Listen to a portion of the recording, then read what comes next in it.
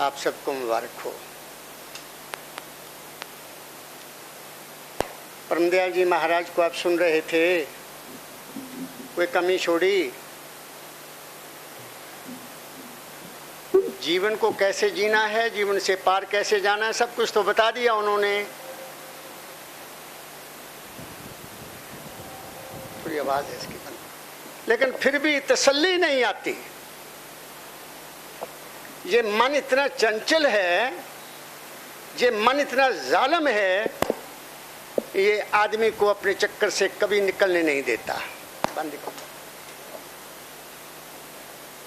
इंसान का मन, इंसान सब चीजों से बच सकता है, बड़ी से बड़ी तकलीफ से बच सकता है, मगर मन से नहीं बच सकता। मन से बचने का केवल एक ही तरीका है और है नहीं। वो तरीका क्या है? सतगुरु की शरण,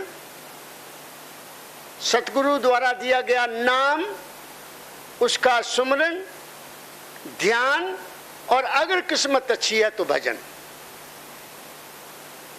यही तरीका, और दुनिया का कोई दवाई, कोई टीका, कोई कुछ नहीं हो सकता। यही सिर्फ 3 तरीके जो मैंने समझे, जो मेरी जिंदगी में उतरे, मैं इस बात पर आकर शांत हो गया।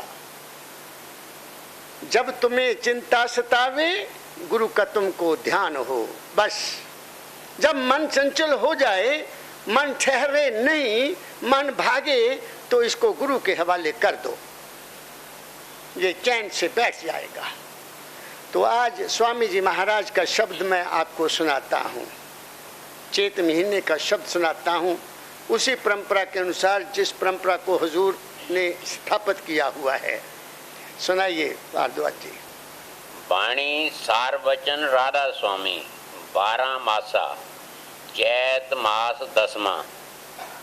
चैत महीना आया चेत, बांधा सतगुर पौ में सेत। सभी संत जितने हिंदुस्तान में हुए हैं या दूसरे मुल्कों में हुए हैं, सबका मंजिल मकसूद क्या था? पहले अपने आप को जानना, फिर जिस रास्ते पर चले हों उस रास्ते को दूसरों को बताना। यही मकसद रहा है।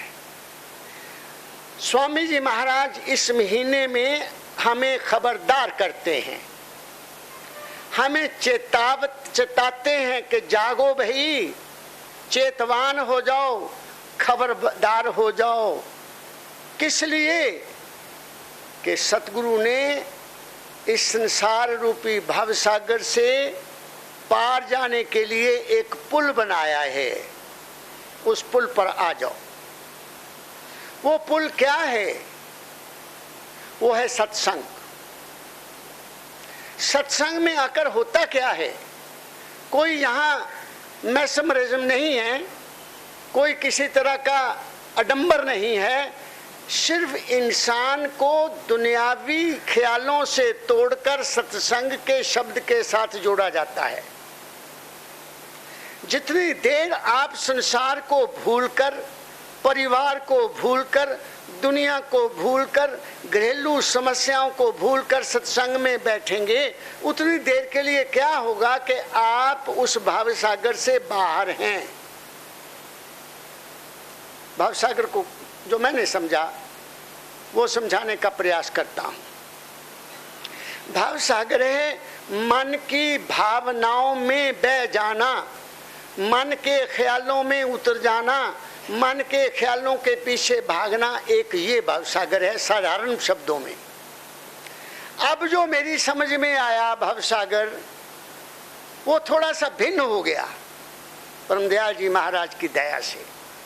शरीर में रहते हुए शरीर के दुख सुख महसूस करना भवसागर है। चालू साहब ध्यान से सुनना। शरीर में रहते हुए शरीर की आवश्यकताओं से, शरीर की जरूरताओं से प्रभावित होना भवसागर है।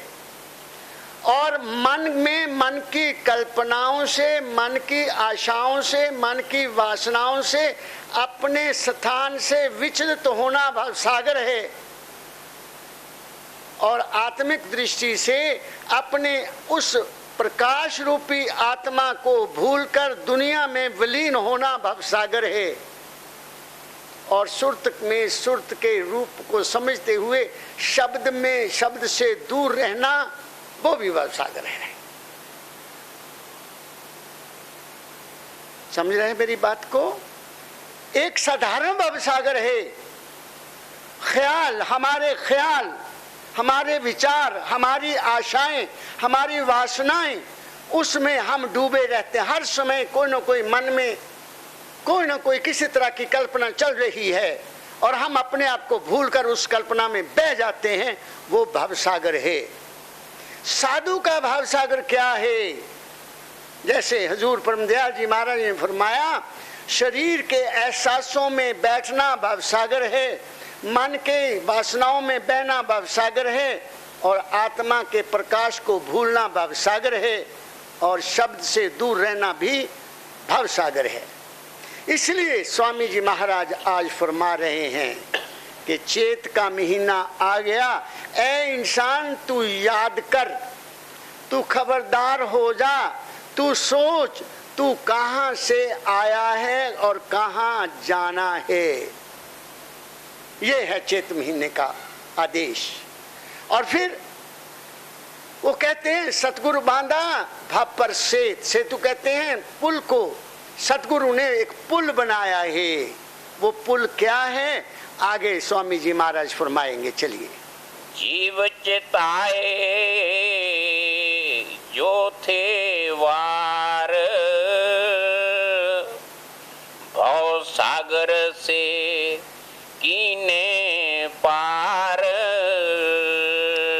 आदमी दरिया के किनारे खड़ा है, परेशान है, कैसे पार करूं? किश्ती आ गई। किश्ती वाले ने कहा, बाबा क्यों परेशान हो, आओ बैठो, मैं तुम्हें पार कर देता हूं। और चंद मिनटों में ही उसको दरिया से दूसरे किनारे पर पहुंचा देते हैं।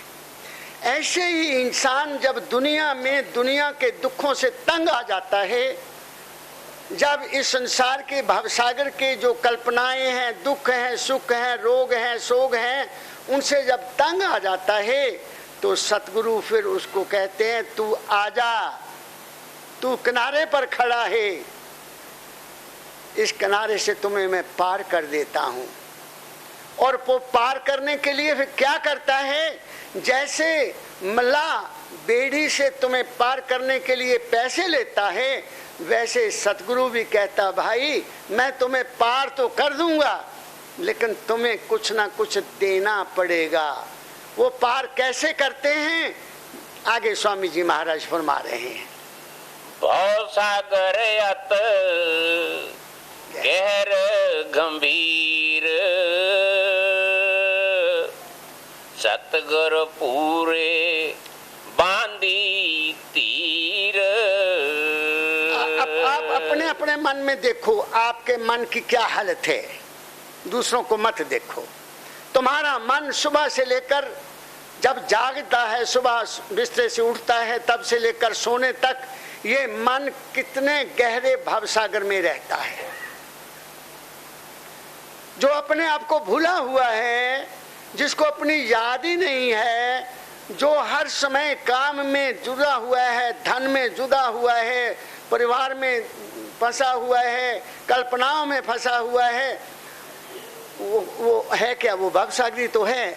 अपने आप को भूलकर दुनिया में फंसाना, यही भवसागर है। और ये बहुत गहरा है, बहुत गंभीर है। विश्वास आता ही नहीं कि एक दिन मैंने जाना है, नहीं विश्वास आता, किसी को नहीं आता। ये विश्वास किसी को नहीं आता।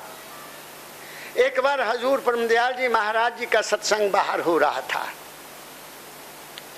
मैं बैठा था, इधर मामचंद जी मामिया जी बैठे थे। मामचंद जी देखे होंगे आप लोगों ने, हजूर के बहुत प्रेमी थे और साथ ही रहते थे, यहीं रहते थे। तो हजूर आकर अभी बैठे नहीं थे, तो मामचंद जी मेरे पास बैठे, मुझे कहते कमल। मैं कहा जी मामिया। उनको हम सब मामिया ही कहते थे, कोई उनको चाचा कहता था। कहते ये क्या बात है कि कभी ये विश्वास ही नहीं आता कि मैंने मरना है। मुझे उन्होंने ये सवाल किया, हालांकि हुजूर के साथ सदा रहने वाले, ये विश्वास नहीं आता कि मैंने मरना है। मैंने कहा मामिया मरता कौन है? कौन मरता है? मरता वो है जिसको शरीर से प्रेम है या मन से प्रेम है, वो मरता है। जिसने जीवन में ही शरीर से प्रेम को छोड़ लिया, मन के खेलों को समझ लिया, वो तो कभी मरता ही नहीं है, वो तो सदैव रहता है। यही तो संतों ने कहा। मरता कौन है? शरीर मरता है, या मन की कल्पनाएं मरती हैं, तुम नहीं मरते। तुम कौन? सुरत, वो चेतनता जिसकी स्वामी जी महाराज यहां आपको बता रहे हैं। ये गैर गंभीर संसार है, इसमें जो डूब गया सो डूब गया। इसमें डूबने वाला सबसे बड़ा कौन है? जो चुगली करता है, जो निंदा करता है, जो द्वेष रखता है, जो नफरत रखता है, जो शत्रुता रखता है। जिसमें प्रेम नहीं है वो डूबेगा डूबेगा डूबेगा। जिसमें प्रेम है सबके प्रति, कोई द्वेष नहीं है, किसी का अवगुण नहीं देखता, अपने गुण को, अपने अवगुण को देखता है, वो कभी नहीं डूबेगा, वो बाहर निकलेगा। उसको सतगुरु मिल जाएगा, उसको ज्ञान मिल जाएगा, उसको मार्ग मिल जाएगा। यही तो स्वामी जी महाराज कह रहे हैं। आगे चलिए। तन मन तन की ले जगात, शिष्य उतारे कह कर हाथ। अब इस भव सागर से पार जाने के लिए क्या देना है, कौन सा कर देना है, कौन सा टिकट के पैसे देने हैं, वो स्वामी जी कह रहे हैं कि तुम्हें पार तो मैं कर दूंगा, तुम पार हो जाओगे, लेकिन तुम्हें जुगात देनी पड़ेगी, मसूल देना पड़ेगा, टैक्स देना पड़ेगा। वो कौन सा टैक्स है? तन मन धन की जुगात। जो इंसान, मैं जैसे पहले कहा, जो इंसान शरीर के एहसासों से, द फीलिंग्स ऑफ बॉडी को नहीं भूलता, वो इस बेड़ी पर नहीं चढ़ सकता। जो मन के ख्यालों से ऊपर नहीं उठता, वो इस बेड़ी पर नहीं चढ़ सकता। जो संसार की धन संपत्ति के साथ जुड़ा हुआ है, बाहर मुखी है, बाहर में अटैचमेंट है, वो भी इस बेड़ी के ऊपर नहीं चढ़ सकता। जिसने तन मन धन की जुकात दे दी, उसकी बाजू पकड़कर सतगुरु पार कर देते हैं। कैसे? कैसे पार कर देते हैं? क्योंकि आप शरीर से अलग हैं, आप शरीर नहीं हैं, ये समझना। पहले बैठ गए, सुमरन शुरू कर दिया, नाम जपना शुरू हो गया, नाम जपते जपते शरीर अपने आप सुन्न हो जाता है, इसको सुन करने की जरूरत नहीं है, हो जाएगा। क्योंकि आप सतगुरु के दरबार में बैठ गए हो, आपने सतगुरु को अपना तन अर्पण कर दिया, ये है इसका मतलब। अभ्यास के समय तन की शुद्ध बुद्ध भूल जाना, केवल अपने आप को उस नाम के साथ जोड़ देना। फिर नाम जपते हुए मन में कोई और संकल्प ना आए, मन में और कोई दुविधा ना आए, मन में और कोई दुचिताई ना आए, मन में कोई चिंता ना आए, केवल मन उस सुमरन, उस शब्द के साथ जुड़ जाए। जैसे ही मन उसके साथ जुड़ा, आपका मन भी जुकात में चला गया। और फिर धन को तो आपको छोड़ना ही पड़ेगा। इनके साथ अगर संबंध रखोगे कि ये मेरा, वो मेरा, वो मेरा, जितना बाहरमुखी हम होंगे उतना ही हमारा दुनिया में गहराई में डूबने का भय है। जितना हम अंतर्मुखी होंगे उतना ही हम बाहर से कटने में ज्यादा सफल हो जाएंगे। यही स्वामी जी महाराज कह रहे हैं कि ऐ इंसान तू जाग जा, इस भावसागर से पार होने के लिए तू खबरदार हो जा। तन मन की जुकात, धन की जुकात जो है मुझे दे दे, तेरे को मैं पार कर दूंगा। लेकिन ये किन के लिए है? ये किन के लिए है? ये उनके लिए नहीं है जिन्होंने अभी जिंदगी में तरक्की करनी है, जिन्होंने जिंदगी में अभी धन कमाना है, जिन्होंने अभी घर बार चलाना है, जो अभी घर गृहस्थ पूरा नहीं हुआ, ये उनके लिए सबक नहीं है। ये सब उनके लिए है जिन्होंने इस दुनिया को देख लिया, इस दुनिया के अनुभव ले लिए और अब दुनिया से उपराम की तरफ जा रहे हैं। ये सब उनके लिए है। नौजवानों के लिए ये शिक्षा नहीं है। नौजवानों के लिए है ब्रह्म बनो, बढ़ो, खूब तरक्की करो, खूब आगे बढ़ो, खूब नाम कमाओ, माता पिता की सेवा करो, माता पिता का नाम ऊंचा करो। उनकी शिक्षा और है। ये उनके लिए है जो अपने घर जाना चाहते हैं।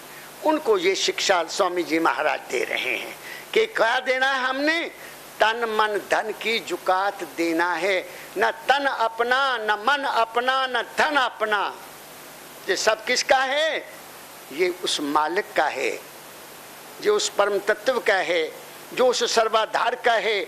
हमारा इस पर कोई अधिकार नहीं है। क्या जाने कब कहाँ वो हमसे ये सब कुछ छीन ले, इसलिए पहले ही इसको समर्पित कर दो ताकि तकलीफ ना हो। फिर कोई तकलीफ नहीं होती। होता है, हो रहा है, जो करिया सोई भला। फिर कोई चिंता नहीं।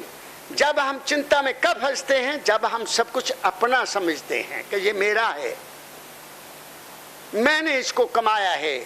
ये बड़ा भारी अज्ञान है। ना कोई कमा सकता है, ना कोई किसी का मालिक है, ना कोई किसी का संपत्ति किसी की है, ना शरीर किसी का है। ये सब उस मालिक के कुल का खेल है। लेकिन इसकी समझ बहुत देर के बाद आती है, जल्दी नहीं आती। इसीलिए हमें स्वामी जी महाराज आज चेतवान कर रहे हैं कि जागो, क्या करना है, आगे चलिए। सुरत बहे थी नाव की तार, ताहे चढ़ाया गगन मंझार। देखो, जो हमारा शरीर है ना, ये जो हमारा जीवन है ना, इसका प्रारंभ कहीं बहुत दूर से हुआ।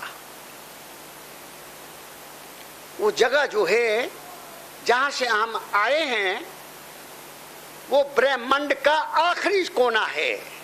इस ब्रह्मांड का आखिरी कोना है। इसलिए कहा है जो ब्रह्मंडे सोई पिंडे। जैसे इस मेरे पाँव के अंगूठे से लेकर मेरे ये शरीर की चोटी है, इसमें मैं विराजमान हूँ, ऐसे ही ये जो सारे का सारा ब्रह्मांड है, इसमें वो हस्ती विराजमान है। वो मालिक नहीं, हस्ती, उसकी हस्ती विराजमान है। उस हस्ती से हम आए, उस केंद्र से हम आए, और वो केंद्र से चले सुरत रूप में। और वो सुरत रूप कहाँ से होती हुई आए? सूरज, चांद, सितारे, सब ग्रहों को क्रॉस करती हुई यहाँ आई। यहाँ से कहाँ आई? अहंकार में आई, अहंकार से बुद्ध में आई, बुद्ध से चित्त में आई, चित्त से मन में आई, मन से शरीर में आई, और शरीर में आकर ये कहाँ ठहरी? 9 द्वारों में ठहर गई। हमारे जीवन का सारा खेल शरीर के 9 द्वारों में है। हर इंसान इन 9 द्वारों में बैठकर अपने जीवन को गुजार रहा है, चाहे सुख के रूप में गुजार रहा है, चाहे दुख के रूप में गुजार रहा है, चाहे गुरु के स्वरूप में गुजार रहा है, चाहे दुनिया में विचरते हुए गुजार रहा है। हर इंसान इन 9 द्वारों के जीवन में है। फिर पढ़िए यही लाइन, क्या कहते हैं स्वामी जी? सुरत बहे थी 9 की तार, हाँ, ताहे चढ़ाया गगन मंझार। संत आते हैं, कृपा करते हैं, अपनी संगत देते हैं, अपना सत्संग देते हैं, वचन देते हैं, फिर उसको कहते हैं भाई इन 9 द्वारों को तू छोड़ करके ऊपर चलने का प्रयास कर, उसी रास्ते को अपना जिस रास्ते से तू आया था। वो रास्ता ऊपर को जाता है, नीचे को नहीं जाता। नीचे क्या है? नीचे तो लंका है, नीचे ये लंका है, बहुत बड़ी लंका है ये, इसमें रावण रहता है। इससे ऊपर यहाँ राम रहता है। ये दक्षिण है, नीचे का हिस्सा दक्षिण है, ऊपर का हिस्सा उत्तर है। ये पूर्व है, ये पश्चिम है, यही तो ब्रह्मांड है, इसको समझना है। इसीलिए स्वामी जी महाराज कह रहे हैं कि 9 द्वारों में जो बैठी हुई सुरत थी, उसको सतगुरु ने कहा कि तू इसको छोड़कर गगन की ओर चल। दाता दयाल जी महाराज ने जैसे कहा, उल्ट चलो आसमान नीचे क्यों रहना। आसमान में कोई बाई एयर नहीं जाना, ना उड़ान नहीं भरनी, केवल अपनी आंखों के ऊपर का सफर लेना है, आंखों से नीचे के सफर को छोड़ना है। तब पता चलेगा। जिस दिन भी कोई शिष्य, जिसको सिख कहते हैं, सिख मीन शिष्य, जो सीख रहा है, जो उस रास्ते पर चल रहा है, वही सिख है। उसको सतगुरु दया करके इस रास्ते का ठीक मार्गदर्शन करते हैं। यही स्वामी जी महाराज कहना चाहते हैं। आगे चलिए। गगन जाए तुन शब्द से हारी, देखा रूप ज्योत अति पारी। अब ये जितना भी 5-10 लाइनें हैं स्वामी जी महाराज ने लिखी हैं, उनका वर्णन सहस्रदल कमल से लेकर भंवर गुफा तक है। मैं संक्षेप में आपको समझाने का प्रयास करता हूं। उन्होंने फरमाया है कि जो इस रास्ते पर चलेगा उसका पहला स्थान है ये सहस्रदल कमल।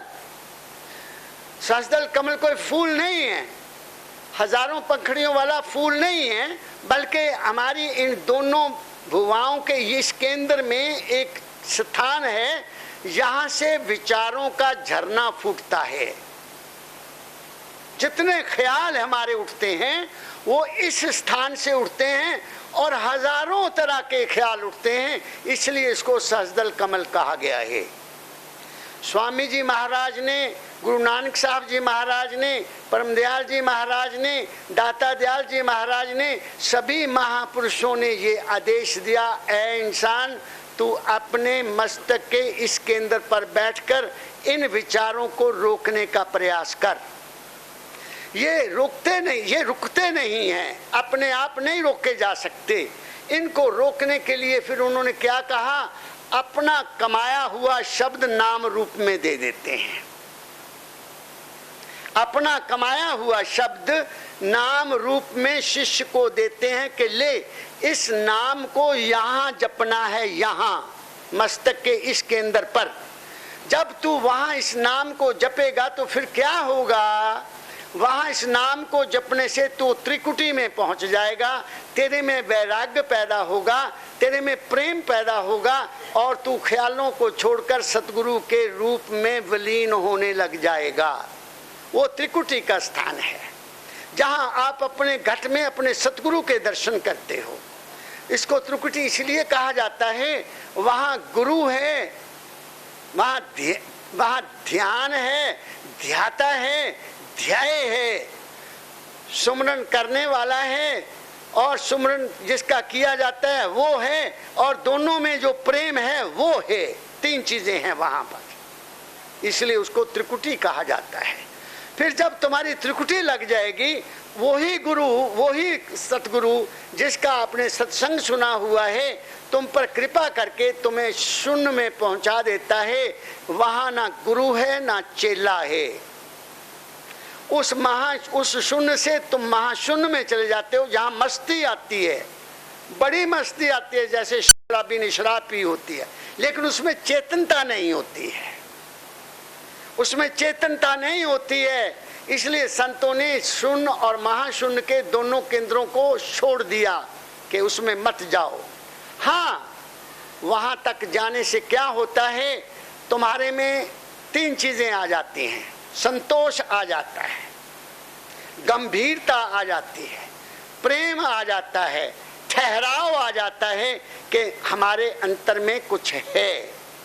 फिर वहां से सतगुरु आपको ऊपर उठाएगा तो आपको भंवर गुफा में ले जाएगा, जहां तुम्हारी पूर्ण चेतनता जाग जाती है, जिसको आत्मनेष्टि कहते हैं।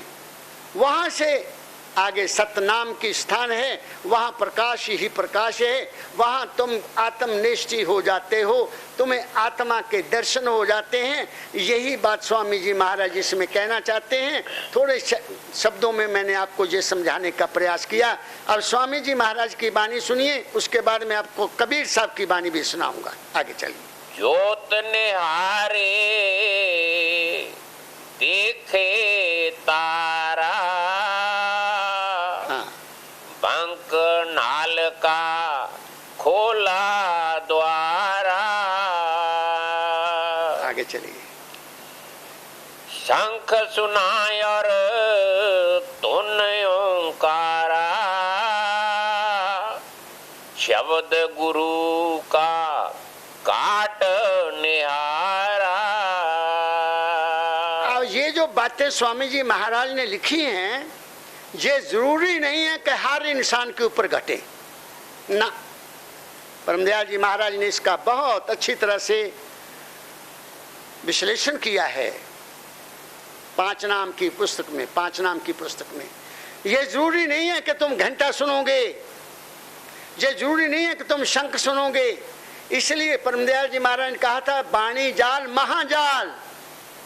तुम अपने आप को देखो, जो किताब में लिखा है उस पर मत चलो कि किताब ये कहती है घंटा दे सुनो, लाल रंग देखो, बांसुरी सुनो। ये कुछ भी सुनने की जरूरत नहीं है। तुम अपनी निश्चय रखना आत्मा के ऊपर। दाता दयाल जी कहते हैं कुछ नहीं सुनना, अपनी खोज करना है। ये नहीं देखना कि मैं क्या घंटा बजता है अंदर, ना, ये सुनने की जरूरत नहीं है। बजते हैं, अपने आप हट जाएंगे, वो सदा नहीं रहेंगे। लाल रंग आएगा वो नहीं रहेगा, झंझरी अंदर बजेगी वो नहीं रहेगी, तंबूरा बजेगा नहीं रहेगा, बादल गरजेंगे नहीं, खत्म हो जाएंगे, ओंकार की धुन भी आएगी वो भी खत्म हो जाएगी। इनके पीछे नहीं चलना। हमने कहाँ पहुंचना है? हमारा जो असली शब्द है, वो जो सार शब्द है, जिसका वर्णन मेरे सतगुरु परमदयाल जी महाराज बार बार किया करते थे, उसकी ओर हमने जाना है।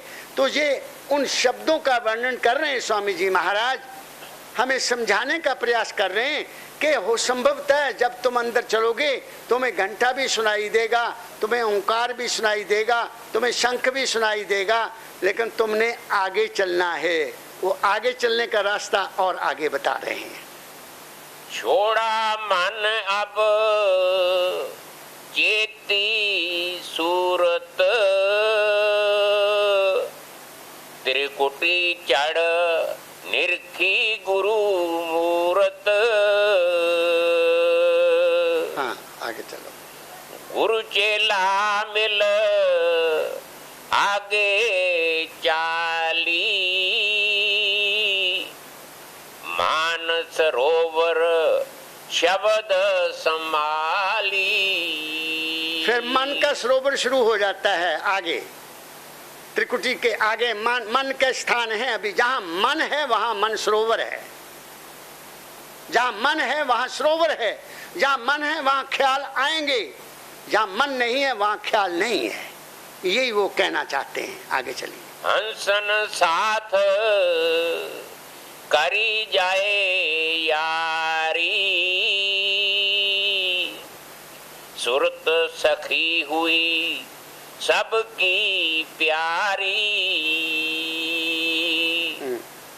सुन शहर में कुछ दिन बसी,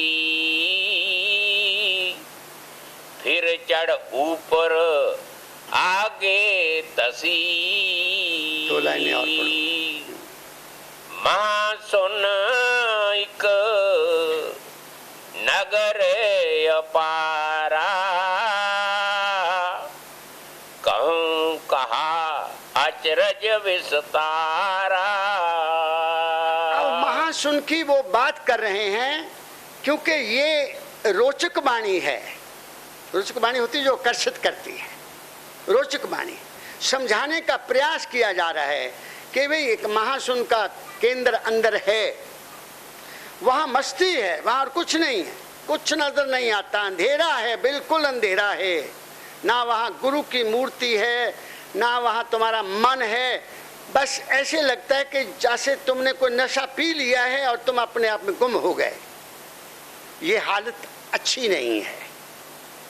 अगर किसी इंसान की इस हालत में मृत्यु हो जाएगी, वो पार नहीं जा सकता, वो अधोगति में जाएगा। इसलिए इन ये जो केंद्र बताए जा रहे हैं, परमदयाल जी महाराज ने कृपा करके एक बात कही। एक बार कहा कि संत बंद गाड़ी में ले जाते हैं जीव को। इसका मतलब क्या कि तुम सतगुरु की वाणी पर विश्वास करके बैठ जाओ और उस परम तत्व को, अपने सतगुरु को प्रकाश और शब्द समझकर उसके पीछे चल पड़ो। तुम्हें इन मंजिलों की कोई जरूरत नहीं है, कोई जरूरत नहीं है।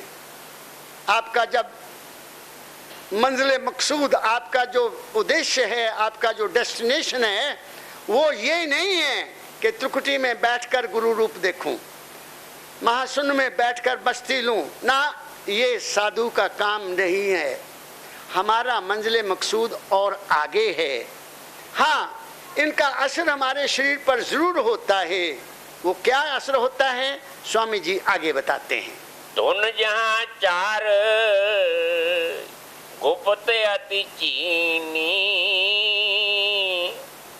संत बिना कोई परख ना चिन्ही। वो कहते हैं यहाँ चार तरह का शब्द समाप्त हो जाता है। अब ये तो स्वामी जी महाराज जाने। परमदयाल जी महाराज ने दया करके समझा दिया कि महाशून्य में क्या होता है। वहां ना मन रहता है, ना चित्त रहता है, ना बुद्ध रहती है, ना अहंकार रहता है। चारों खत्म हो जाते हैं महाशून्य में। ये है, वो कहते चारों गुप्त हो गई वहां पर। इसका मतलब ये है, इसका मतलब और कुछ नहीं है, क्योंकि ना वहां मन है, ना चित्त है, ना बुद्ध है, ना अहंकार है। बस एक हालत है, एक हालत है जिसका वर्णन मैंने मिसाल देकर किया। जैसे भांग पिया हुआ आदमी मस्त है अपने आप में, दुनिया की परवाह नहीं करता। शराब पीने वाला आदमी दुनिया की परवाह नहीं करता, अपने आप में है, उसको सुध बुध नहीं अपने आप की। ऐसे ही वहां ये हालत हो जाती है, मगर वहां से निकालने वाला सतगुरु है। अगर इंसान यहाँ लगातार अभ्यास करेगा, उसका मानसिक संतुलन खराब हो जाएगा। इसलिए मना है, सतगुरु दया करे, यहाँ कोई ना जाए, यहाँ से निकल जाए। वो यही कहते हैं कि वहां से सतगुरु निकालता है, दूसरा कोई नहीं निकाल सकता। क्योंकि सतगुरु ने बता दिया कि ये तेरा मंजिल मकसूद नहीं है, तेरा मंजिल मकसूद है प्रकाश और शब्द, और वहां वो लिया कर छोड़ेंगे, जैसे स्वामी जी महाराज कह रहे हैं। सुनिए आगे। अचिंत दीप तहाँ दाएं रहता, सहज दीप 10 पालंग बसता। महिमा दीप कहा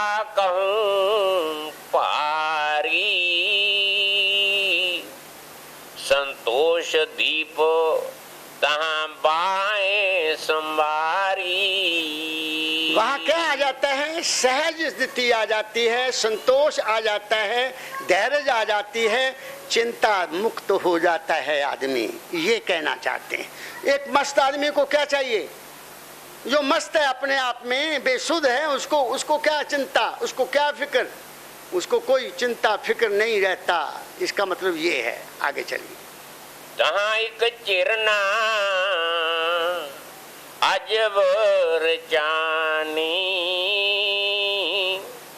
सुरत निरत से कही निशानी, देख निशान मद को ताई, पंवर गुफा की गली समाई। अब स्वामी जी महाराज आगे का वर्णन कर रहे हैं कि जब इंसान कुछ दिन उस महाशून्य की अवस्था का अनुभव कर लेता है, उसमें शांति आ जाती है, चिंता दूर हो जाती है, संतोष आ जाता है, सहज वृत्ति में वो आ जाता है, फिर वो आगे की खोज करता है, जिसको भंवर गुफा कहते हैं।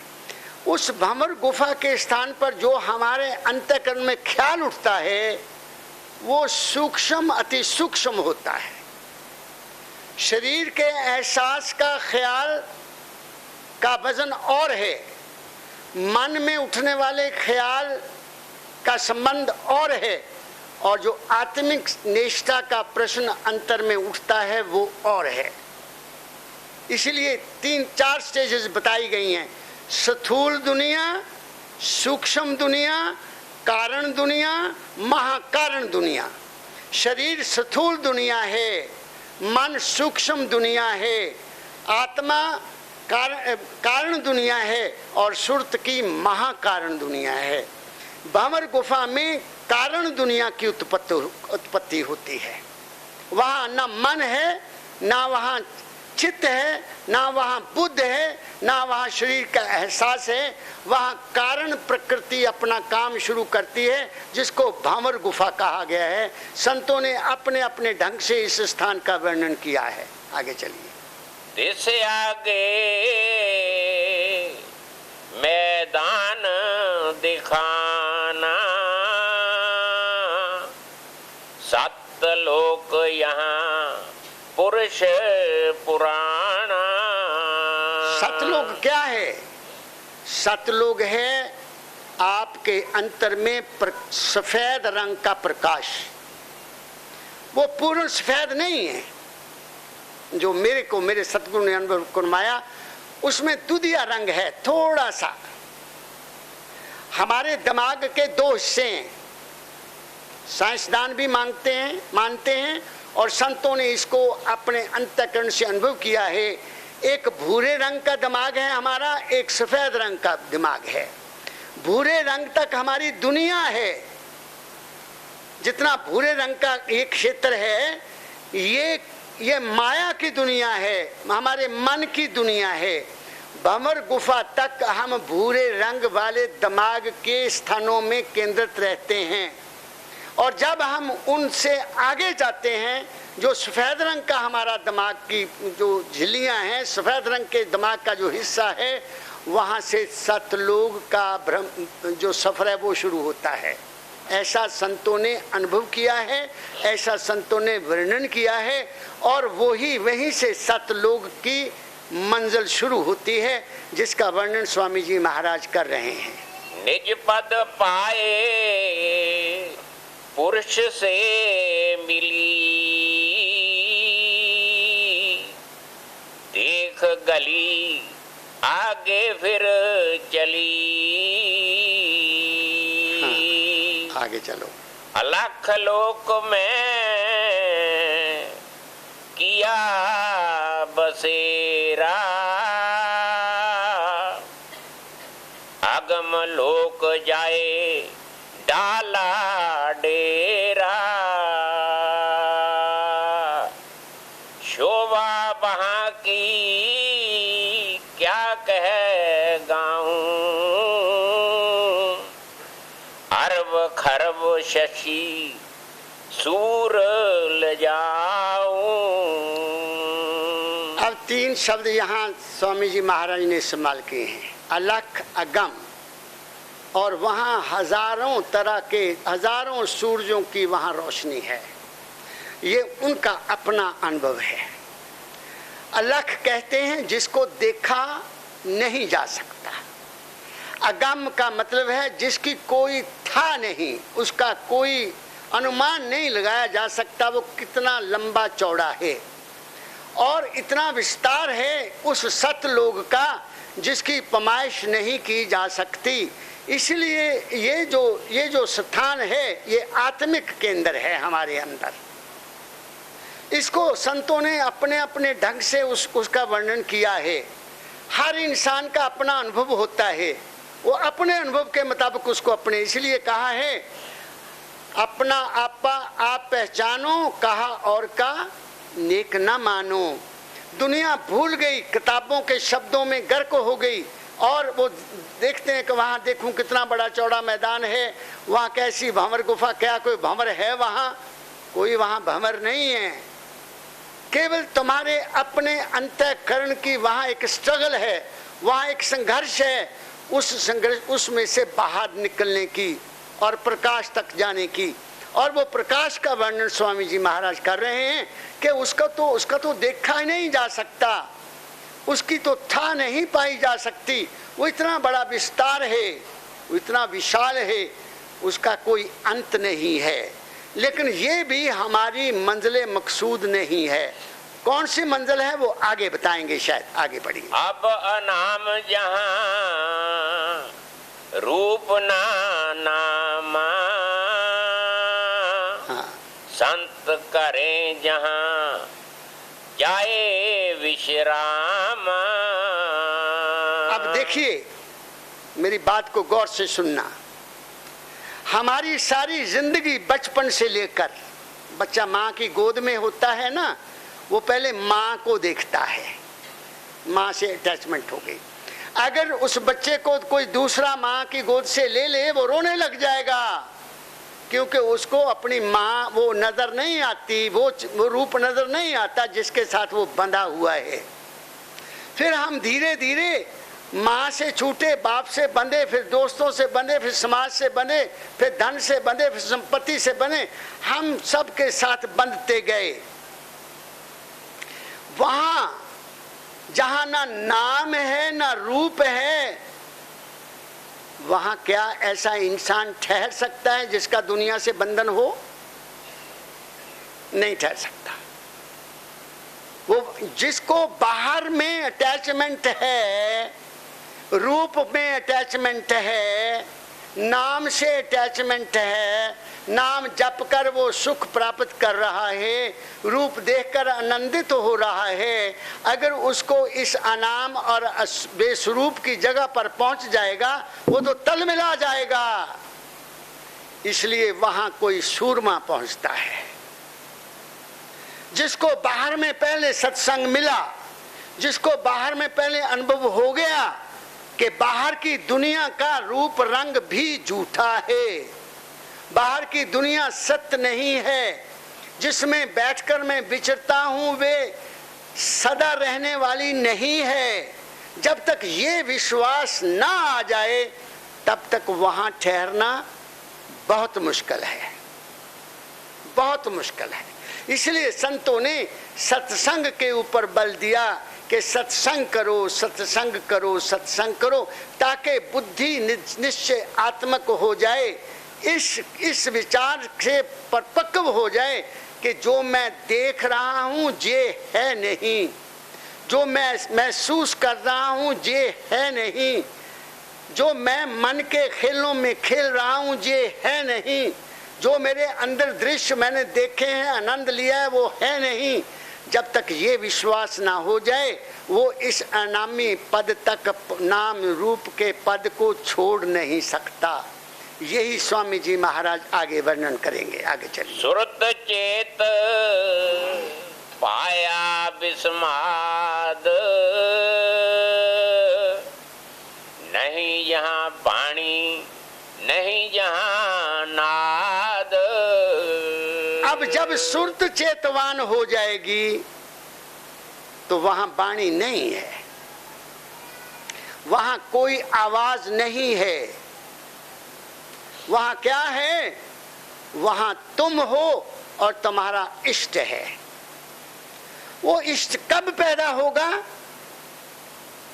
वो जो इष्ट आपका है, जैसे मेरे सतगुरु अभी अभी फरमा रहे थे कि जिंदगी में, जिंदगी से पार जाना चाहते हो तो अपना जो इष्ट है उसको, किसी देह को मत मानो, किसी पुरुष को मत मानो कि वो देह में आया है, वो देह है, वो गुरु है।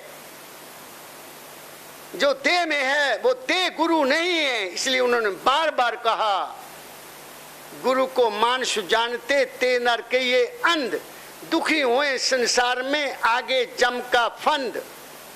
गुरु किया है देह को सतगुरु चीना ना, कहे कबीर ता दास को तीन ताप भरमा। वो सतगुरु क्या है? वो सतगुरु प्रकाश और शब्द है। इसलिए उन्होंने फरमाया कि अपना इष्ट किसको रखो? प्रकाश और शब्द को रखो। आंखें खुली हैं तो रूप देखो, आंखें बंद हैं तो प्रकाश और शब्द देखो। ये फर्क है। आंखें खुली से रूप को देखो, प्यार करो, क्योंकि उसी रूप के सहारे तुमने वहां पहुंचना है और कोई तुम्हें वहां पहुंचा नहीं सकता। इसलिए संतों ने गुरु को और सतगुरु को दो रूपों में बताया है। सतगुरु तुम्हारे अंतर है, गुरु बाहर है। गुरु देह में है, सतगुरु देह में नहीं है। सतगुरु देह में उसकी वाणी है। वाणी गुरु, गुरु है वाणी, बिच वाणी अमृत सारे। जो वचन कहा जाता है वो गुरु है। शरीर गुरु कभी ना हुआ है, ना कभी हो सकता है।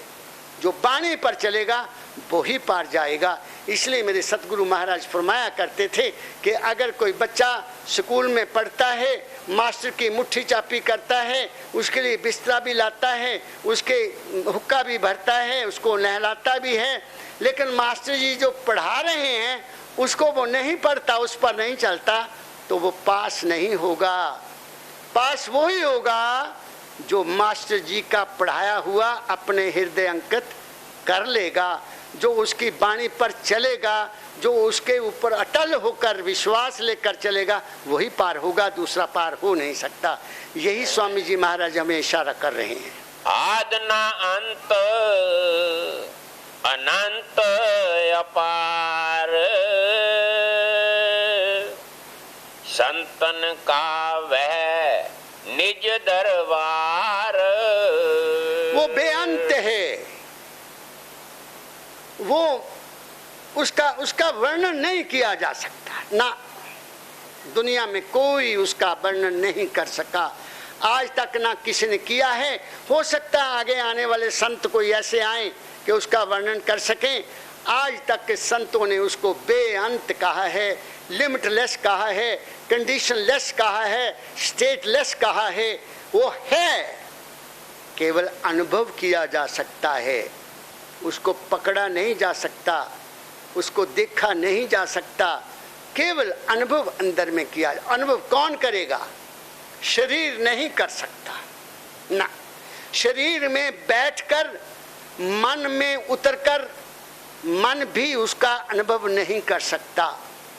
शरीर में बैठकर, मन के खेलों से उठकर, आत्मा में पहुंचकर, आत्मा का प्रकाश रूपी दर्शन करके भी तुम वहां नहीं पहुंच सकते। वहां कब पहुंचोगे? तीनों से पार होकर पहुंचोगे। तीन छोड़ चौथा पद दीना, सतनाम सतगुरु गति चीना। सतगुरु की गति का सुरत देखेगी। जो तुम हो, जो उसके अंश हो, वो अंश ही अपने वंश को देख सकती है, दूसरा कोई नहीं देख सकता। शरीर शरीर को देखेगा, मन कल्पनाओं का अनुभव करेगा, आत्मा प्रकाश को देख सकती है, लेकिन आत्मा उस वंश का अनुभव नहीं कर सकती। उस वंश का अनुभव उसकी अंश जो सुरत है वो ही उसका अनुभव करेगी। स्थूल रूप का अनुभव करेगा। सूक्ष्म रूप सूक्ष्म सृष्टि को देखेगा, कारण रूप कारण सृष्टि को देखेगा, और जो अगला है महाकारण, वो महाकारण को देखेगा। कालू साहब समझ रहे हैं आप मेरी बात को?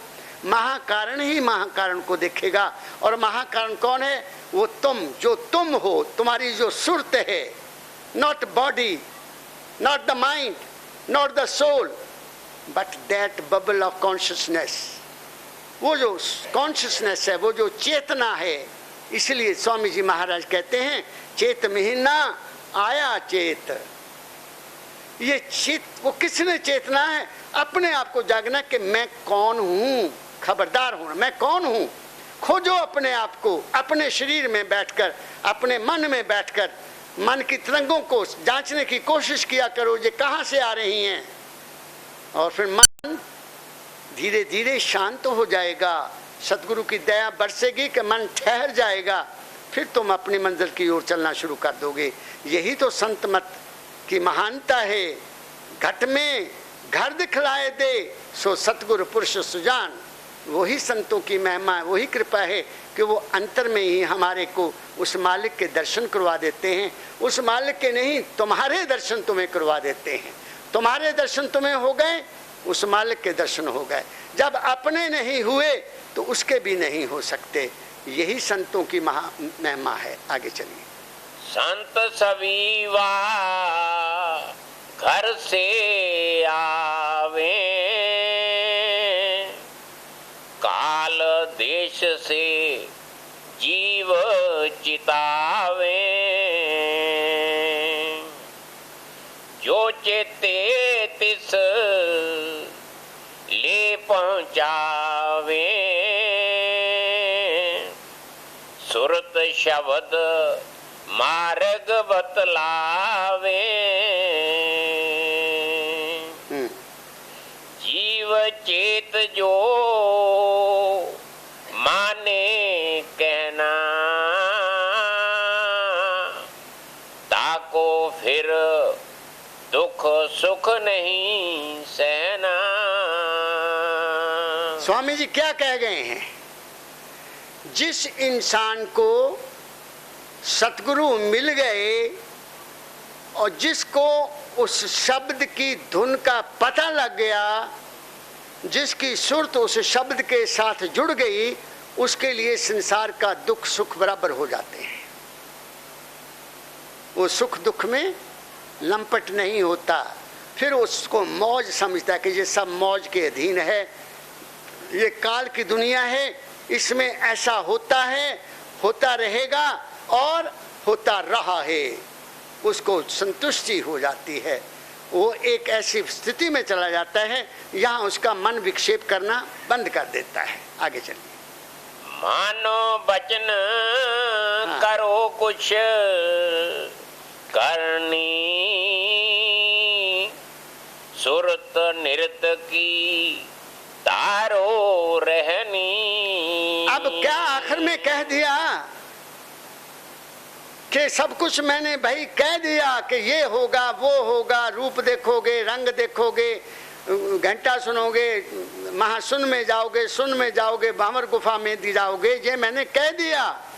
मगर मानो वचन, इसको मान लो, विश्वास कर लो और फिर करो कुछ करनी करो। जब तक करनी नहीं करोगे रहनी नहीं आएगी। संत मत में करनी पर बल दिया जाता है। दूसरे की पकी हुई खाने से गुजारा नहीं होगा, दूसरे की किताबें पढ़ने से अंतःकरण में शांति नहीं आएगी। करनी स्वयं करनी पड़ेगी। अपने अंतर में बैठकर हर रोज जो गुरु ने मंत्र दिया है, जो गुरु ने आदेश दिया, उस पर चलना पड़ेगा, आरूढ़ होकर चलना पड़ेगा। बाकी सब चीजों को सत्य ना मानकर चलना होगा कि जो अंतर में है वही सत्य है, बाकी कोई सत्य नहीं है। तब जाकर रहनी बनेगी, वरना रहनी बन नहीं सकती। आगे चलिए। सत्संग करो कहो गुरु रंग, सुरत चढ़ाओ गगन उमंग।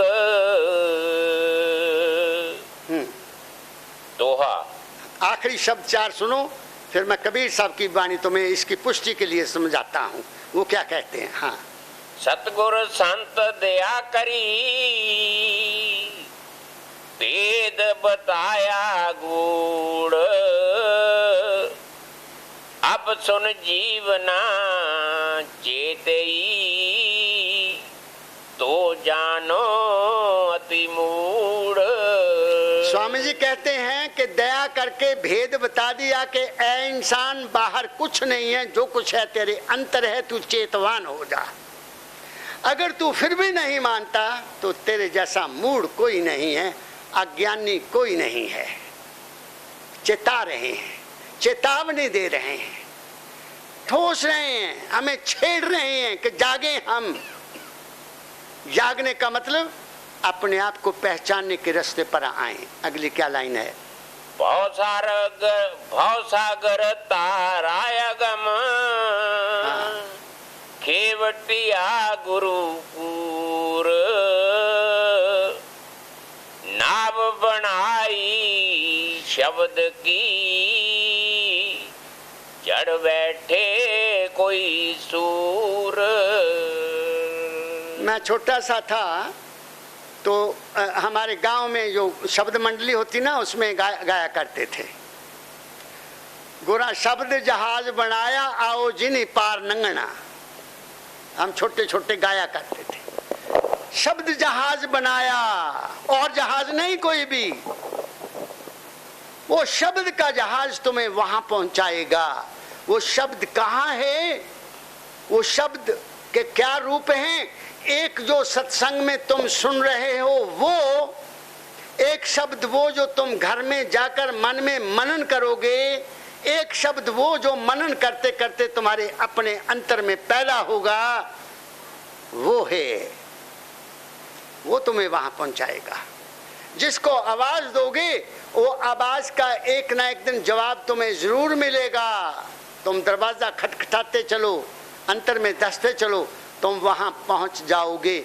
लेकिन उसके लिए कंडीशन है।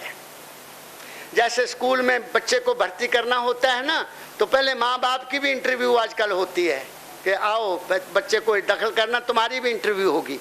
तुम कितने पढ़े हुए हो, तुम्हारे पास कितना टाइम है, बच्चे की आदतें कैसी हैं, फिर बच्चे को एडमिशन मिलती है। ठीक है ना? ऐसे ही संत मत में भी इस मार्ग पर चलने के लिए कुछ कंडीशंस हैं। आप नाम यहां से मर्जी ले लो, अगर आप उन नियमों पर नहीं चलेंगे जो संतों ने निर्धारित की हैं, आप अपनी मंजिल को नहीं पा सकते। है तुम्हारे घट में, मगर वो छिपा हुआ है। छुपा हुआ इसलिए है कि तुम्हें वो पर्दे खोलने नहीं आते। तुम्हें जो पर्दे अंदर बने हुए हैं, शरीर के पर्दे, मन के पर्दे, आत्मा के पर्दे, ईर्ष्या के पर्दे, द्वेष के पर्दे, शत्रुता के पर्दे, ये सब हमें दबाए बैठे हैं। जब तक हम इनसे स्वतंत्र नहीं होंगे हम वहां पहुंच नहीं सकते। इसलिए मन को निर्मल करना है। निर्मल मन कब होगा? मन निर्मल कब होगा? जब तुम्हारा प्रेम तुम्हारे अपने आप से सच्चा हो जाएगा, तब निर्मल होगा, उससे पहले नहीं हो सकता। इसलिए कबीर साहब अब कहते हैं, सुनिए क्या कहते हैं, वो सुनाता हूं आपको। घूंघट के पट खोल रे तो को पिया मिलेंगे। हाँ। घूंघट का पट खोल रे तो को पिया मिलेंगे। अब वो घूंघट क्या है? कबीर साहब ने कह तो दिया घूंघट के पट खोल, पर्दे, वो क्या है ये तो कबीर साहब जाने। उन्होंने तो ये कहा नहीं वहां कौन से पर्दे हैं, कौन से वो पट हैं जो खोलने हैं। जो अंदर चलता है उसको अनुभव हो जाता है कि ये पर्दे हैं।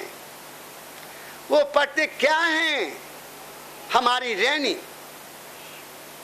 हमारी रहनी कैसी है, हमारी दूसरों से व्यवहार कैसा है, हम घर में कैसे रहते हैं, हमारी जबान से कैसा शब्द निकलता है, हमारी आंखों का देखने की नीयत कैसी है, हमारे कानों का सुनने का रस कैसा है, ये पर्दे हैं, यही पर्दे हैं। जिस दिन हमें ये ज्ञान हो जाएगा कि कौन सा शब्द मन जबान से कहना है जिससे किसी का दिल दुखी ना हो, कौन सी बात सुननी है जिसका अंतःकरण पर असर बुरा ना हो, इस आंख से दृष्टि ऐसी रखनी है कि जिसमें किसी तरह की वासना पैदा ना हो, तो घूंघट के पर्दे उठ जाएंगे। इसलिए कह रहे हैं, हमारे कबीर साहब कह रहे हैं, ऐ इंसान घूंघट के पट खोल, तेरे मन के ऊपर, तेरी आत्मा के ऊपर, तेरी सुरत के ऊपर बहुत तरह के पर्दे पड़े हुए हैं। तू ना जाने कैसे कैसे दुनिया के झंझट यहाँ पर लाए हुए हैं, न जाने तू क्या, कभी राजनीति, कभी धर्म, कभी कर्म, कभी ज्ञान, कभी ध्यान, कभी जप, कभी तप, कभी योग, कभी कुछ ना कुछ तेरे दिमाग में फंसा हुआ है। ये क्या है? ये पर्दे हैं। ये ऐना इनका करना कोई बुरा नहीं है, तुम्हें मन को शांति मिलेगी, लेकिन तुम्हें अपने दर्शन नहीं होंगे। तेरे दर्शन तुम्हें तब होंगे जब जो स्वामी जी महाराज ने कहा उस पर चलेंगे, या अब जो कबीर साहब कहने लगे उस पर चलेंगे, तो हमें दर्शन होंगे। क्या ऐसे कहते हैं? चलिए। घूंघट का पट खोल रे तो को पिया मिलेंगे, घूंघट का पट खोल रे तो को पिया मिलेंगे। हाँ। घट घट में साईं रमता, घट घट में साईं रमता, कटक वचन मत बोल रे तो को पिया मिलेंगे। अब देखो क्या पहली कंडीशन लगा दी, क्या हर घट में वो ही है, हर पशु में, हर पक्षी में, हर जीव में, हर जंतु में, हर वृक्ष में, हर पेड़ में, हर पौधे में, सब में वो ही है। इसलिए तू कड़वा वचन मत बोल रे। एक IAS अफसर हुए हैं पंजाब के, MS रंधावा, आप लोगों ने नाम सुना होगा। वो बहुत बड़े खोजी, उसकी मैंने बड़ी किताबें पढ़ी हैं, बड़े खोजी थे वो। उन्होंने एक तजुर्बा किया कि कमरे में पौधे लगा, पौधों के गमले रख दिए कमरे में, और एक ऐसा कैमरा लगा दिया एक जगह पर, जो उस पौधे पर क्या असर होता है उसको वो नोट करता था। और कुछ लोगों को कहा, भाई तुम इन पौधों को देखकर इस कमरे से बाहर चले जाना, पौधों को देखना है और बाहर निकल जाना। जैसा जैसा जिस आदमी ने उस पौधे को, उस फूल को देखा, उसका असर उस पौधे के ऊपर हुआ, उसका असर उस पौधे के ऊपर हुआ। इसका मतलब क्या हुआ?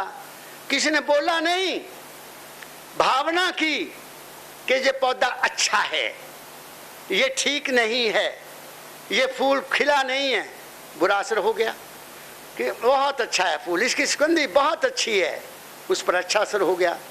पौधों पर इंसान के ख्याल का असर पड़ता है, पक्षियों के ऊपर इंसान के ख्याल का असर पड़ता है, और इंसान पर इंसान के ख्याल का असर क्यों ना पड़े। इसलिए मेरे सदगुरु ने बताया था, रेडिएशन काम करती है, तुम्हारी रेडिएशन मेरे ऊपर आती है, मेरी रेडिएशन तुम पर जाती है, मेरे शरीर से निकलती हुई भावनाएं तुम्हें अटैच करती हैं, तुम्हारी मेरे ऊपर असर करती हैं। और जब भावना इतना बड़ा काम करती है कि तुम्हारे अंदर क्या है दूसरों के प्रति, जो तुम शब्द कहते हो उसका असर कितना बड़ा होगा। इसलिए कबीर साहब कहते हैं, ऐ मेरे प्यारे, सब में वो ही साईं रमता है, कहीं भूल कर भी कड़वा वचन नहीं कहना। अब घरों में तुम देखो, अपने अपने घरों में देखो, सास बहू को देखे, बहू सास को देखे, बेटा बाप को देखे, बाप बेटे को देखे, पड़ोसियों को देखो, तुम्हारा उनके साथ क्या व्यवहार है। बड़ी ऊंची बात कह दी कबीर साहब ने। ऐ इंसान, दाता दयाल जी महाराज ने, परमदयाल जी महाराज जी को एक फारसी में लाइन कही थी, मुझे वो पूरी याद नहीं है, लेकिन उसका अर्थ दाता परमदयाल जी महाराज ने कहा था, फकीर मत चल, मत चल, ना जाने तेरे चलने से पांव में कितने जानवरों का खून हो जाएगा।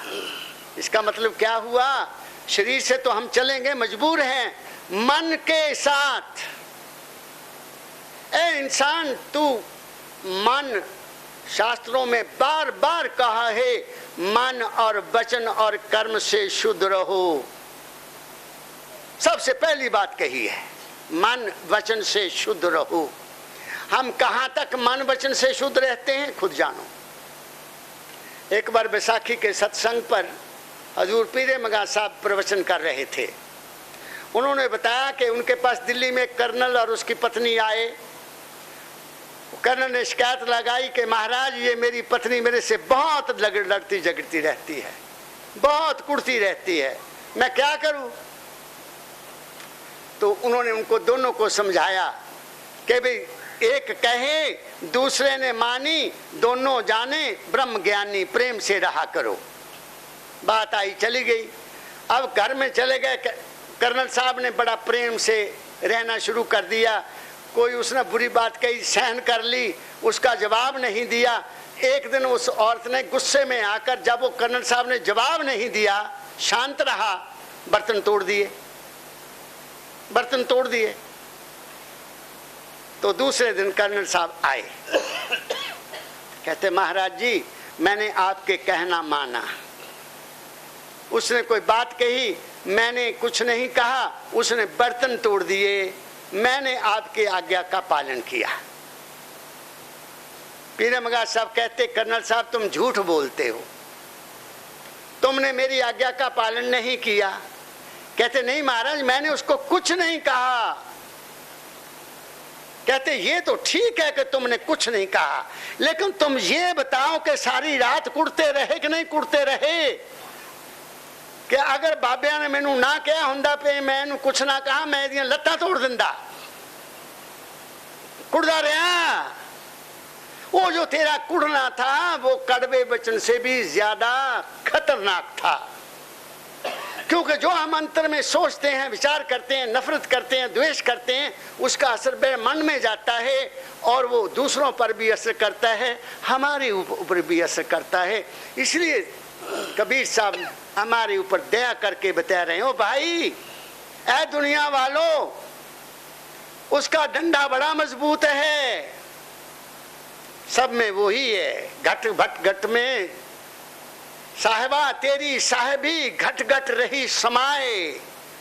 सब में तेरी ही हस्ती है, सब में तेरी ही शक्ति है, सब में तेरी ही अंश है। उस अंश को देखने की कोशिश किया करो। इसलिए स्वामी कबीर साहब कहते हैं, ऐ मेरे प्यारे भाई, देखना कड़वा वचन कभी मत बोलो। सभी संतों ने कहा, मीठी बाणी बोलो, मुख से मन रहे निर्मल शुद्ध शरीर। गुरु नानक साहब ने बार बार कहा, नानक फिक्का बोलिए, तन मन फिक्का होए। फिक्का में जरा कोई मतलब नहीं है, यूं ही बोलते रहना, यूं ही बोलते रहना, कोई मतलब नहीं है। कभी किसी के खिलाफ, कभी किसी के खिलाफ, कभी। इस जबान को कंट्रोल करो, वहां लेखा देना पड़ेगा।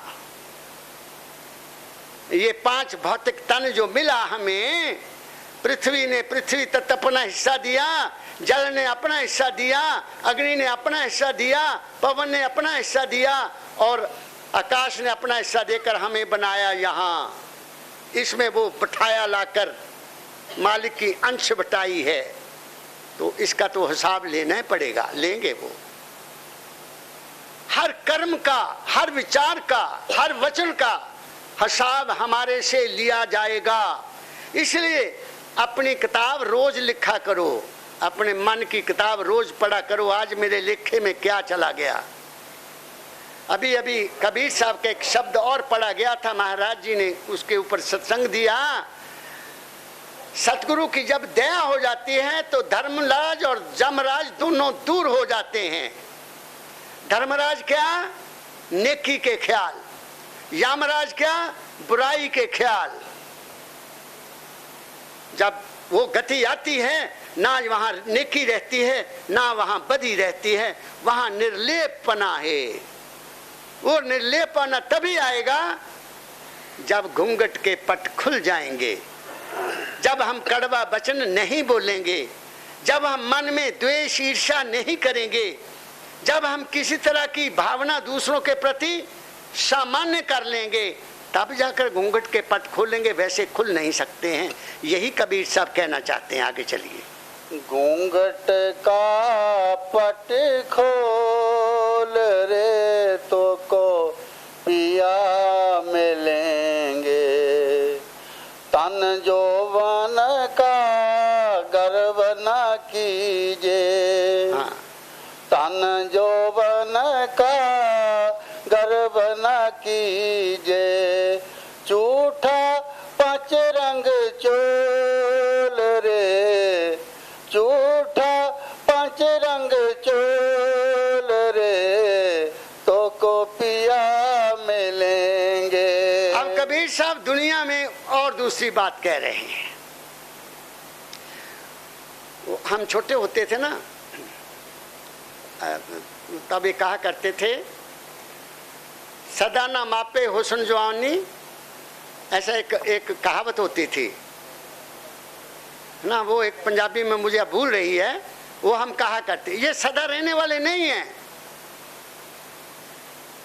तो धन यौवन का किस चीज का गर्व करना है? जब जवान थे, देखो मैं कभी कभी बैठक सोचता होता हूँ, जब भी मैं किसी ऐसे बुजुर्ग आदमी को देखता हूँ जिसने लाठी हाथ में ली हुई है, तो उस वक्त बड़ा ख्याल आता है। वो मना कहते तेनू भी लाठी ए देख ला, ए हालत आंदी है, ए हालत आंदी है। नौजवान नू कहो कोई पे तेनू लाठी फाड़नी पै जाएगी, वो कहेगा मैं तो सदा जवान रहना, मैनू लाठी क्यों फाड़नी पैनी? क्योंकि वो भूल गया। ये शरीर परिवर्तनशील है, धन भी परिवर्तनशील है। आज यहाँ है, कल वहां है। धन ना कभी किसी का हुआ ना हो सकता है, ना तन किसी का हुआ ना हो सकता है। इसलिए इसका गर्व क्या करना? जो चीज रहनी नहीं उसका गर्व क्या करना? इसलिए स्वामी कबीर साहब कह रहे हैं, ये झूठा पांच रंग का चोल है। पांच रंग कौन से हैं? पृथ्वी है, जल है, अग्नि है, वायु है, आकाश है। पांच रंगों का चोला है। ये तो सत्य है ही नहीं। ये सत्य कहाँ है? देखा नहीं? हजार। हाँ, अब जापान में देखो क्या हो गया, कितनी बड़ी टेक्नोलॉजी में, साइंस में, इतना विशाल दुनिया को तिलांजलि देने वाला देश, उसको एक ही दिन में मटिया मेट कर दिया। कहाँ गई साइंस? कहाँ गया विज्ञान? वो विज्ञान ही उनके गले की फांसी बन गया। वो रिएक्टर अभी उनको खत्म कर रहे हैं। कि बच सकता है कोई? इस शरीर को जितना मर्जी सुख दे लो, जो मर्जी करो, ये तो काठ की हंडिया है। इसका सदुपयोग करना सीख लो। ऐ इंसान, तेरे को संभाल के कुल ने अपने रूप में यहां बनाकर भेजा है। सारी प्रकृति ने तुम्हें बनाने के लिए पूरा योगदान दिया है। इसलिए तू देखना, प्रकृति के साथ कभी हठधर्मी नहीं करनी है। जिसने हमें बनाया उसी के विरुद्ध हम काम करने लग जाएंगे तो कहां जाएंगे? हम नहीं बच सकते। इसलिए न तन का गर्व होना चाहिए, न मन का गर्व होना चाहिए, न ज्ञान का गर्व होना चाहिए, न जाति का गर्व होना चाहिए, न पाति का गर्व होना चाहिए, और ना ही पंचरक चोल का गर्व होना चाहिए। ये तो जाने वाले हैं। इसलिए कबीर साहब हमें कहाँ ले जाना चाहते हैं, इससे थोड़ा ऊपर उठाना चाहते हैं। जो हमारी attachment with physical body, with mental existence या स्पिरिचुअल एग्जिस्टेंस, उसके साथ हमें तोड़ना चाहते हैं कि ऐ इंसान तू देख, अपने आप को इनमें ना गर्क कर, तू कुछ और है, दे दुनिया कुछ और है, तू और है, तेरा शरीर और है, तू और है, तेरा मन और है, तू और है, तेरी आत्मा और है। ये आत्मा, मन और शरीर तेरे अपने अधीन है, तेरे अंश हैं, तू इनका अंश नहीं है, तेरे अंश हैं। ये समझाना चाहते हैं। आगे चलिए। सुन महल में दिया ना बार ले, सुन महल में दिया ना बार ले, आशा से मत डोल रे, तो को पिया मिलेंगे। ये सुन महल है। वो कहते हैं यहाँ दिया डाल बाल ले अंदर। गायत्री मंत्र यही तो कहता है, अपने घट में जो सूरज रूप का प्रकाश है उसको अपने मार्ग का मार्गदर्शन बना लो, यही कहती है। सभी धर्मों में किसी धर्म का नाम ले लो, यहूदी धर्म में भी दिया जला जाता है, ईसाई धर्म में भी चर्च में मोमबत्तियां जलाई जाती हैं, बुद्ध धर्म में 24 घंटे दिए जलते हैं, पारसी धर्म में भी दिए जलाते हैं, हमारे गुरुद्वारों में भी जोत जला के रखी जाती है, मंदिरों में भी दिया जलाया जाता है। क्यों जलाया जाता है? वहां तुम जलाओ ना जलाओ कोई फर्क होने वाला नहीं है। जो तुम्हारे अंतर्घट में तुम्हारे दिया है, तुम्हारे अंतर्घट में जो तुम्हारी आत्मिक ज्योति है, कबीर साहब कहते हैं उसको जलाने का प्रयास करो। और फिर कहते हैं आशा से मत डोल दे। इसके दो भाव निकल सकते हैं, दो भाव निकल सकते हैं कि तू आस रख कि तू वहां पहुंचेगा, डोलना नहीं, पहुंच जाएगा। एक दूसरा मतलब है कि देखना, दुनिया की आशाओं के पीछे मत भागना। दो मतलब निकल सकते हैं। कबीर साहब क्या कहना चाहते हैं ये वो जाने, मुझे नहीं इसका पता। वो कहते हैं आसन से मत डोल रे, तू बैठ जा, पूरा विश्वास करके बैठ जा कि मुझे मंजिल मकसूद मिलेगा और वो मिल जाएगा। ये कबीर साहब का कहना है। स्वामी जी महाराज ने और ढंग से हमें स्टेजेस का वर्णन करके बताया, कबीर साहब ने सीधा कह दिया कि कहीं कहीं नहीं जाना, तुम बैठ जाओ, पूर्ण विश्वास रख के बैठ जाओ। महात्मा बुद्ध ने व्रत रखे, सूख गया, शरीर सूख गया, पूजा करते हुए, तप करते हुए, जप करते कुछ ना मिला। फिर एक लड़की ने, सुजाता ने उसको खीर खिलाई, बच गया। फिर उनको गुरु मिले, गुरु ने कहा ये जप तप से तुम्हें नहीं मिलेगा, ये रास्ता है बेटा, इस बात को पकड़कर इस नाम का जाप कर दे। फिर बट के वृक्ष के नीचे आसन लगा के बैठ गया, पूरा श्रद्धा से बैठ गया कि अब गुरु की आज्ञा का मैं पालन करूंगा। मैंने 12 साल ऐसे ही बर्बाद कर दिए। वहीं बैठ गए, वहीं आत्मज्ञान हो गया और कह दिया बौद्ध हो गया मैं, बौद्ध हो गया मैं, बौद्ध हो गया। बौद्ध मीन मुझे आत्म दर्शन हो गए, प्रकाश खुल गया। महात्मा बुद्ध प्रकाश से आगे नहीं गए ना, प्रकाश तक रह गए, वो शब्द तक नहीं पहुंचे, वही रह गए। आप समझ गए ना? तो इस तरह से ये स्टेज है, अंदर है।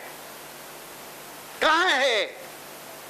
यहाँ दोनों भुवाओं के ऊपर। यहाँ उसकी कोशिश किया करो, उस दिया को जलाने की। आस रख के बैठ जाओ, एक न एक दिन मालिक का पर दया जरूर करेगा। आगे चलिए। जोग जगत से रंग महल में, जोग जगत से रंग महल में पिया पाए अनमोल रे, तो को पिया मिलेंगे। हाँ, जोग जुक्ति, जोग जुक्ति, जोग कहते हैं मिलन को, दो का मिलना। युक्ति कहते हैं ढंग, वो ढंग सतगुरु बताते हैं। क्या करना भाई, सत्संग में जाओ, घर में आओ, जो सुना उस पर चिंतन करो,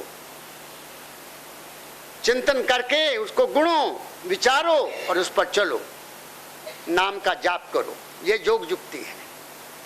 फिर क्या होगा, कहाँ मिलेगा पिया अनमोल? तुम्हें अपने ही घट में मिलेगा। पिया मिले अनमोल रे। जोग जुक्ति अंदर है, बाहर नहीं है। आसन लगाना, उल्टे सीधे होना, तप करना, भूख प्यास रखनी, इससे कुछ भी मिलने वाला नहीं। मैंने करके देख लिया, कुछ नहीं मिला।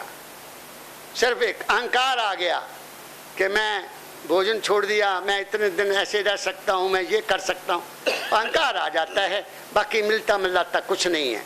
मिलेगा कहाँ? अपने घट में चलो, पिया को अपने घट में देखो। मैं कहता हूं पिया को भी छोड़ो, तुम अपने आप को देखो कि तुम कौन हो। बस जिस दिन तुम्हें अपने आप का पता लग गया, उस मालिक का भी आपको पता लग जाएगा। तुम अपने शरीर में देखो तुम कौन हो, कहाँ रहते हो। अपने शरीर में बैठकर पूछो, अपने शरीर के अंग अंग को पूछो कि तुम कहाँ रहते हो, कौन हो तुम। मेरा तरीका ये, मैं यही पूछता हूँ, अपने शरीर के अंग अंग को पूछता है, तुम बता तू किसके सहारे चल रहा है। ऐ मेरे दिल की धड़कना, तुम्हें कौन, तेरे में कौन है वो जो धड़कन दे रहा है। शरीर के खून चल रहा है, कौन सी ताकत है जो इस खून को दौरा में ला रही है। ये आंखें हैं, किसकी हस्ती से देख रही हैं, कौन है वो। बस जिस दिन ये प्रश्न तुम्हारे अंतर में होने लग जाएंगे, आंख बंद हो जाएगी और तुम उसके दर्शन पा जाओगे। कोई ज्यादा तरद्दुद की जरूरत नहीं है। अभ्यास मंजिल मकसूद नहीं है। अभ्यास का मतलब है अनुभव हो जाए कि तुम हो कौन।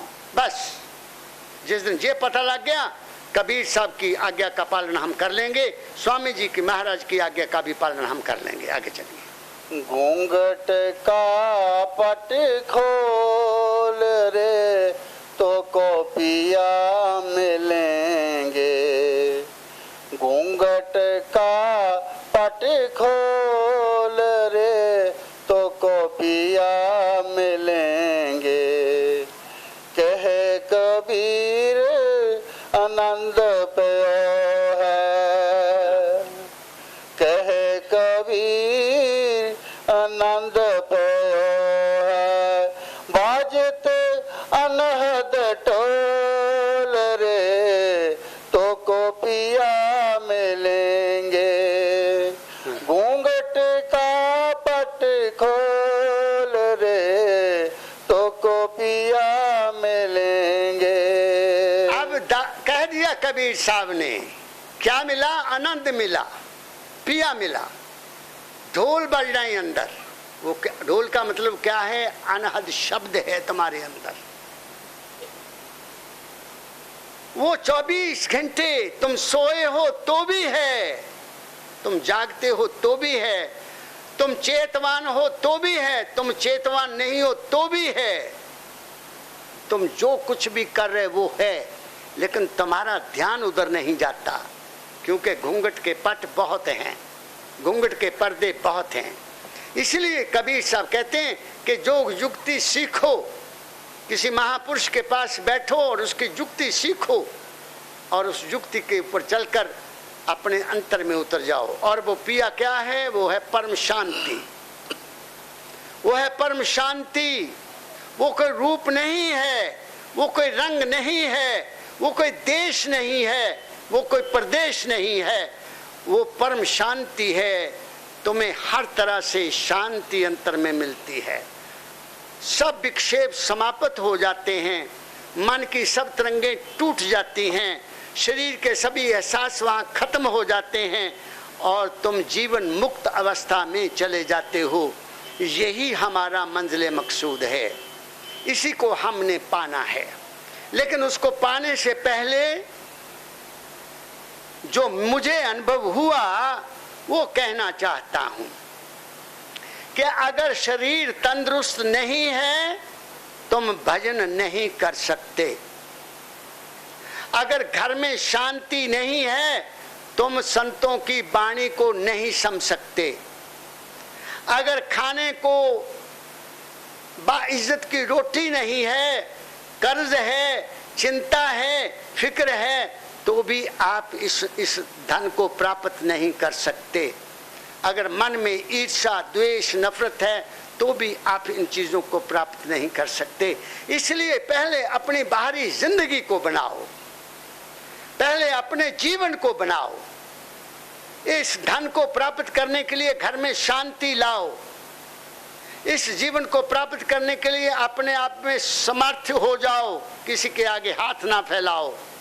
उतना खर्च करो जितनी आमदनी है, घरों में प्रेम ले आओ, किसी से ईर्ष्या द्वेष मत करो, घरों को स्वर्ग बना लो। मैं तो जहां तक कहने का भी साहस करता हूं कि वहां कोई ना नरक है ना स्वर्ग है, जिसकी दुनिया बात करती है कि अच्छा कर्म करेंगे तो स्वर्ग में जाएंगे, बुरा कर्म करेंगे तो मैं कहता हूं कुछ ना नरक है ना कुछ स्वर्ग है। यही है, अगर तुम्हारे घर में शांति है, सुख है, समृद्धि है, बाल बच्चों से प्रेम है, पत्नी आज्ञाकारी है, बच्चे आज्ञाकारी हैं, धन दौलत जरूरत के मुताबिक है, कोई रोग नहीं है, कोई बुरी आदत नहीं है, तो तुम्हारा घर स्वर्ग है। वहां ही भगवान है, वहां ही लक्ष्मी है। जिस घर में कला है, क्लेश है, दुख है, कष्ट है, वहां कला क्लेश दुख कहाँ आते हैं? जहां मन साफ नहीं है। जहां मन साफ है सबके, वहां ना कला होगी, ना क्लेश होगा, ना दुख होगा, बड़ी शांति रहेगी। इसलिए अपने घर जीवन को स्वर्ग बनाओ, घरों में शांति रखो, प्रेम रखो, एक दूसरे के काम आओ और सबको अपना सा समझो, अपना सा जीव सबको समझो। दया राख धर्म को पाले, जग से रहे उदासी, सहे कुशब्द बाद को त्यागे, ताहे मिले अविनाशी। ऐसा कबीर साहब ने एक और शब्द में कहा है। तो इसलिए आज मैंने बहुत कुछ आपके श्री चरणों में कह दिया। अगर कोई बात आपको अच्छी ना लगे वो मेरे लिए छोड़ जाना, जो अच्छी लगी आपने उसको स्वीकार करना। मैं जो कहता हूं उसका दावा नहीं करता कि जो मैंने कहा वो ठीक है, नहीं। आप चल के देखो, इस मार्ग पर स्वयं चलो, देखो कि ये ठीक है या गलत है। अगर और कुछ नहीं बनता, हजूर ने फरमाया, ऐ इंसान तेरे से भजन भी नहीं होता, तेरे से अभ्यास भी नहीं होता, तो जिसको तू मानता है उसको प्रकाश और शब्द मानकर उसके आगे सिर झुका दिया कर और कह दिया कर, ऐ दाता मैं तेरा बच्चा हूं, अबला हूं, निर्बल हूं, मेरे बस में कुछ नहीं है, तू ही कर मेरी संभाल। एक दिन तुम्हारी संभाल हो जानी है। बस मैं तो ये समझा। सवेरे शाम अपने आप को उस मालिक के हवाले करते रहा करो। मेरे ऊपर दया होती रहती है, तुम्हारे ऊपर भी दया होनी शुरू हो जाएगी। सबको राधा स्वामी, राधा स्वामी।